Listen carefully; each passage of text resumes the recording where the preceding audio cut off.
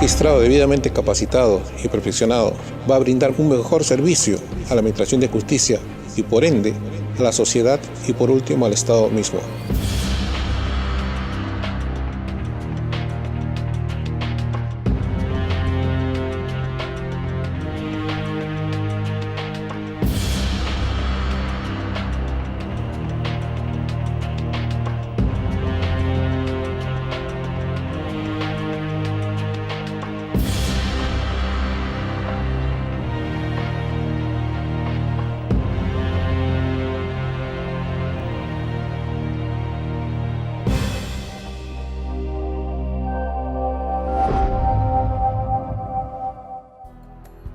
Estos delitos de peligro que, digamos, extienden el alcance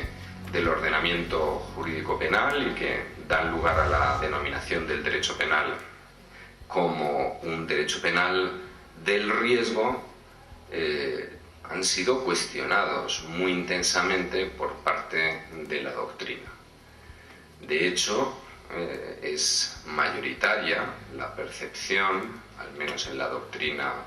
en lengua española, de que muy particularmente los delitos de peligro abstracto, es decir, aquellos en los que no es necesario que haya una situación de práctica coincidencia del riesgo y el objeto protegido, los delitos de peligro concreto, que aquellos en donde esto no es necesario serían incompatibles con el mandato de lesividad, ¿no? Por ponerlo como un ejemplo, en el Código Penal español tenemos para la conducción temeraria una infracción de peligro concreto. Es decir, para que podamos castigar por un delito de conducción temeraria, en teoría es necesario, digo en teoría porque el legislador legisla contra los jueces para obligarles a cercenar su ámbito de discrecionalidad y de interpretación de la norma, el legislador dice: cuando esté a punto de suceder algo, castigamos entonces este riesgo. Sin embargo, en el ámbito de la conducción bajo la influencia de bebidas alcohólicas, es indiferente que el conductor ebrio circule toda la noche en medio del altiplano en Puno, lejos de todo ser humano, y que en todo caso hubiera habido un riesgo de atropellar a un guanaco. No, en este caso da igual. En el momento en donde usted está poniendo en marcha el vehículo, la Fiscalía no tiene que demostrar nada más. Usted ha manejado el automóvil, esto es un riesgo abstracto. Pues bien, una doctrina muy notable, liderada en Alemania por la llamada Escuela de Frankfurt, viene manifestando que toda esta criminalización sería ilegítima por ausencia de puesta en riesgo penalmente relevante de un bien jurídico penalmente protegible, ¿no? Esto viene determinado porque estos autores parten de la base de que la única clase de bienes jurídicos que puede legítimamente criminalizarse es los bienes jurídicos de carácter personal, como la vida, la propiedad, la libertad sexual, la libertad ambulatoria, etcétera, etcétera, más algunos delitos, algunos bienes jurídicos realmente nucleares para la existencia de un sistema social. No es que estos autores rechacen por completo la existencia de bienes jurídicos colectivos, pero sí afirman que estos hay que limitarlos, pues yo qué sé, al delito de prevaricación y al delito de rebelión, a las cuestiones básicas, digamos, necesarias para el desarrollo individual de cada uno. Este es el llamado concepto personal de bien jurídico. Desde mi punto de vista, el derecho penal es un derecho penal que rige para una determinada sociedad. Por lo tanto, si verificamos que existe una expansión del ordenamiento penal, con esto no hemos dicho que haya sucedido nada malo, sino que primero tenemos que constatar si existe una adaptación correcta a una nueva estructura social, porque el derecho penal es un sistema social, no permanece inmutable en el tiempo, y entonces la expansión estará bien expandida, por así decirlo. O si por el contrario no existe esta correspondencia, es decir, si la expansión no es una adaptación legítima a una nueva situación social. Y con carácter general, yo creo que no se puede afirmar en el momento actual, por ejemplo, que la ausencia de un bien jurídico individual impida que el conjunto de la ciudadanía valore hoy en día la destrucción, por ejemplo, del ecosistema dentro de un río como algo muy negativo, por mucho que no haya personas concretas envenenadas o pérdidas económicas. O no sé cuál será exactamente la situación en el Perú ahora. Realmente, pues hace 40-50 años no hubiera sido considerado un valor social, por ejemplo, lo podríamos denominar la dignidad de los animales, ¿no? Hay una ola de tipificación de determinadas conductas de maltrato o tortura hacia animales que genera graves problemas para los representantes de la teoría del bien jurídico, entendida como protección de bienes jurídicos individuales, porque los animales no tienen derechos. Con independencia de lo que pensemos concretamente sobre si está justificado o no está justificado criminalizar la tortura a los animales, lo que es cierto es que hemos de constatar que aquí hay una modificación en los valores sociales y que eso también necesariamente habrá de repercutir sobre el ordenamiento penal. Dejándonos ya de este contexto teórico, lo que suponen los delitos de peligro, lo mejor es que hagamos referencia a algunos de los sectores de regulación en donde esto se manifiesta. Desde luego, un ámbito que ha generado mucha discusión, y con razón,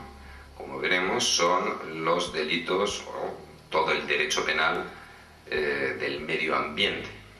Y ha generado especial discusión porque la mayoría de los ordenamientos, como es el caso del ordenamiento español,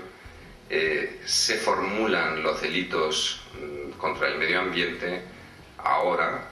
en la última versión que existe desde hace casi 20 años, con una perspectiva ecocéntrica. Es decir, que aquí, por definición, no es necesario que se vea afectado ningún bien jurídico perteneciente a un ser humano real, ni siquiera la propiedad, sino que el medio ambiente se protege en sí mismo. De ahí la denominación de derecho penal medioambiental ecocéntrico. El derecho penal económico, el derecho penal de los negocios, y muy particularmente aquellas infracciones que tienen que ver, por un lado, con el mercado y los consumidores, y por otro lado, con las conductas en el ámbito de las sociedades anónimas, como elemento vertebrador de la actividad económica en el capitalismo, y más en el momento actual, donde las grandes corporaciones dominan claramente la actividad económica. Aquí nos encontramos con que si tenemos un delito de abuso de información privilegiada, el bien jurídico protegido pues es algo así, dependiendo de los autores, como el correcto funcionamiento de los mercados financieros o la confianza en los mecanismos de determinación de precios de los mercados de valores o de los sistemas bursátiles. Nos encontramos, por otro lado, dentro de este derecho penal del riesgo, también con conductas que tienen que ver con el derecho penal del tráfico rodado, con el derecho penal, la última denominación que está de moda ahora y que ha utilizado el legislador español, el derecho penal de la seguridad vial. Déjenme contar dos supuestos prácticos. Hubo hace unos 10 años un vertido de petróleo en el Atlántico, delante de las costas gallegas. El barco era propiedad de una empresa griega y estaba tripulado por un capitán griego y una serie de marinos internacionales, de marineros internacionales, había sido certificado como, digamos, navegable por una sociedad de certificación china en Shanghái, y la propiedad del petróleo se perdía, digamos, en un entramado de sociedades anónimas. Según luego dicen los técnicos, dicen que en estos casos es necesario llevar al barco a una bahía para que se hunda ahí y que la contaminación, en su caso, cerrando la boca de la bahía, se limite a esa zona. Toma la persona que estaba al mando ahí, toma la determinación de mandarlo lejos, no se le ocurrió otra cosa. Al final el barco se hunde y se produce una contaminación de centenares de kilómetros. Se ha acusado al capitán del barco, un marino que según parece no hizo nada mal, nada más que llevar un barco que no está en condiciones, y a un sujeto en el ministerio que de alguna manera se estima responsable de que se diera la orden de salir a alta mar al barco. El propio presidente del tribunal que ha estado viendo este juicio dijo que en el banquillo de los acusados no estaban ni muchísimo menos los verdaderos responsables de lo que ocurre. Pero ahí no ha ido ningún representante de la empresa certificadora china que permitía que el barco estuviera navegando, ningún representante de la propiedad del barco y ningún representante de la propiedad de la carga, del petróleo. Hace 4 o 5 años había una discoteca en el centro de Madrid martirizando la vida de las personas que vivían cerca de él. Una de las personas martirizadas lo que hizo es interponer una querella criminal por delito contra el medio ambiente. Y lo que ha acabado sucediendo, y este no es un solo caso, sino que hay media docena de casos, que ha sido condenado por un delito contra el medio ambiente a una pena de ingreso en prisión el propietario de la discoteca en cuestión, porque es una vía típica de realización de la infracción, la de producción de ruidos. Una de las hipótesis del tipo es afectar a la salud de las personas. La salud de las personas se ve afectada por la existencia de ruidos que impiden dormir y, por lo tanto, condena a 2 años y 4 meses. Llego al segundo punto descriptivo de la expansión, el derecho penal securitario al que les mencionaba. Nos encontramos con que ha habido reformas que arrancan en los años 80 que no tienen nada que ver con los delitos de riesgo, con estos nuevos bienes jurídicos, sino que tienen que ver normalmente con infracciones ya existentes, perfectamente determinadas, que normalmente se relacionan con la llamada seguridad ciudadana y en donde también se producen modificaciones muy notables, modificaciones que van en dirección a orientar de una manera nueva determinadas infracciones ya existentes, ¿no? Por supuesto que en Europa, y muy especialmente en España, la estrella de este derecho penal securitario son los delitos de terrorismo, el derecho penal antiterrorista, ¿no? Y en esto, lamentablemente, el Perú, teniendo ya un elenco muy importante de normas antiterroristas, lo fue ampliando, incrementando las penas más allá de lo que la biología humana permite, ¿no? Pasando pues a penas de 40 años. Ahora pretende el legislador español también para este tipo de supuestos introducir la cadena perpetua, ampliando, digamos, el glacis defensivo en torno a los delitos de terrorismo en sentido estricto, que son delitos contra bienes jurídicos individuales cometidos en el seno de una organización terrorista con intención política, hacia la criminalización de la disidencia, hasta el agotamiento de la propaganda, de la apología de los delitos terroristas, y llegando, y esto ha sido lo último, que no sé si se habrá traspuesto ya la legislación peruana, a tener delitos de terrorismo imprudente a través de la financiación del terrorismo, ¿no?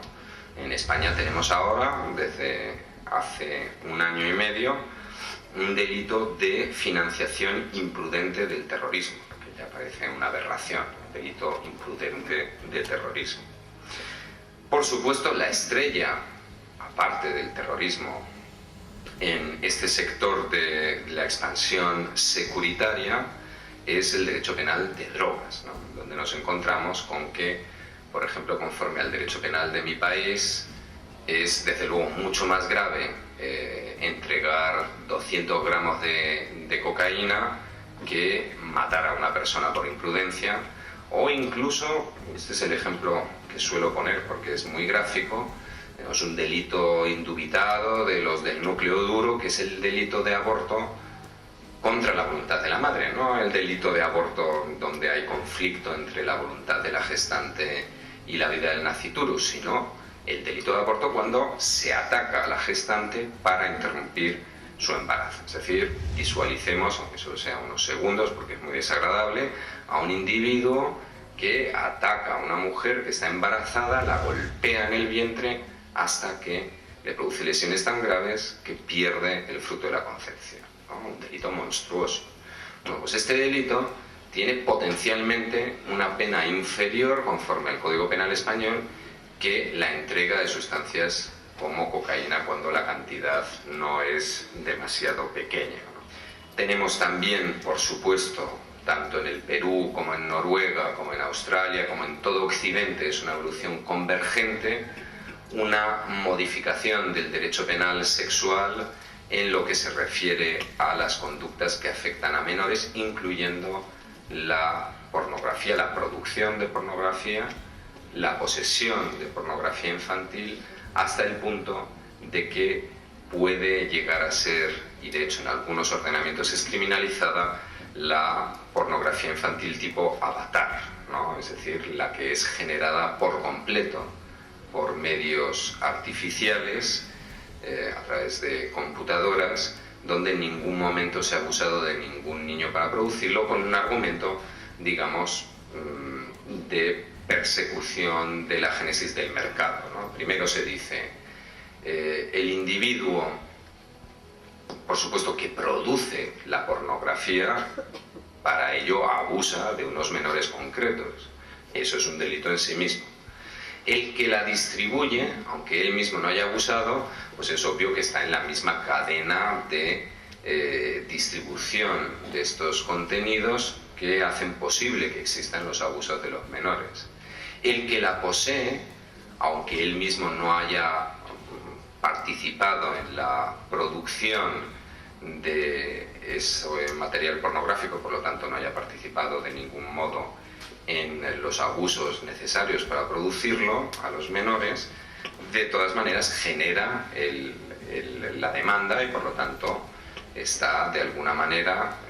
fomentando la existencia de esas infracciones. Y finalmente, el que consume pornografía infantil virtual puede llegar a consumirla real o puede llegar a estimular que alguien abuse de niños reales, ¿no? Pues aquí tenemos una espiral en donde se incrementan las penas y se extiende el alcance de todas estas infracciones. Otro ámbito en donde esto siempre se manifiesta con cierta frecuencia son determinadas infracciones que podemos ubicar en el entorno de la noción de seguridad ciudadana, determinadas conductas de robo, bien con violencia o bien conductas que implican un allanamiento de morada. Y finalmente tenemos también en algunos países europeos y muy posiblemente en un futuro cercano también en países americanos, un derecho penal securitario en materia de inmigración, ¿no? El caso más extremo, sin duda, ha sido, ahora pareciera, por lo menos lo han dicho, con la impresión de los sucesos en las últimas semanas, el caso más extremo ha sido dentro de los Estados Unidos y Europa Occidental, el de la República Italiana, ¿no? Porque, digamos, la posición normal dentro de la Unión Europea y también la posición de los políticos en los Estados Unidos es la posición, digamos, característica de la hipocresía. Es decir, ¿por qué van a venir estos ciudadanos que vienen de países de África como Sierra Leone a vivir a territorio de la Unión Europea, con lo bien que se vive allí, con sus guerras civiles y sus enfermedades contagiosas y su inanición. Lo que ocurre es que estos pobres negros, infantilizándolos, han sido engañados por las famosas mafias de la inmigración y por lo tanto tenemos que criminalizar las conductas de quienes favorecen la inmigración irregular con penas muy graves. En el caso de España, incluso yendo por supuesto mucho más allá de lo que demanda la Unión Europea, se llega a criminalizar la facilitación de la inmigración irregular, aunque el sujeto no obtenga ningún lucro de esto. Y bueno, hasta que los tribunales pusieron un poco de orden, llegó a condenarse a un sacerdote que tenía en su casa a unos africanos y les daba cobijo, alimento y hasta les había ofrecido un vaso de agua. Entonces, hasta que, digamos, la jurisprudencia dijo, no, mire, favorecer la inmigración irregular se refiere al paso de la frontera, o sea, el que haga de buen samaritano no está realizando una infracción, pero digamos, todo esto es una construcción obviamente hipócrita. En vez de señalar que son las reglas restrictivas de inmigración las que producen las redes de inmigración irregular, en vez de señalar que es que las personas que huyen del norte de África es que vienen de países en donde es muy fácil morir y muy difícil llevar una vida digna,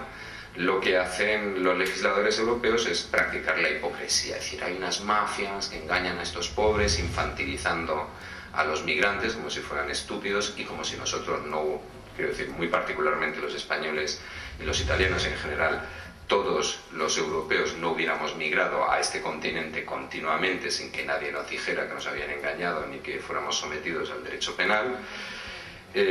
nos encontramos, aparte de esta versión hipócrita, la versión italiana, propiciada en la llamada, en el paquete de sicurezza, en la llamada Ley Bossi-Fini, promovida por el entonces primer ministro, el delincuente Berlusconi, ya condenado, que ha llevado a Italia a abandonar el concierto de las naciones civilizadas, porque en Italia es delito estar residiendo en territorio italiano sin disponer de una administración, de una situación administrativamente regular, es decir, es delito existir. También habían incluido en el paquete sicurezza como delito una agravante general para cualquier delito ser inmigrante irregular. De tal manera que si uno realizaba un delito de acoso sexual estaba agravado porque uno era inmigrante irregular, que si era un delito de hurto pues era más grave por ser inmigrante irregular. Los nazis también tenían esto, era más grave un hurto cuando lo cometía un polaco, por supuesto, que cuando lo cometía un sujeto ario. Pero bueno, esta concreta, digamos, tipificación de una agravante genérica fue eliminada por la Corte Constitucional italiana, fue eliminada por ser contraria al principio de igualdad.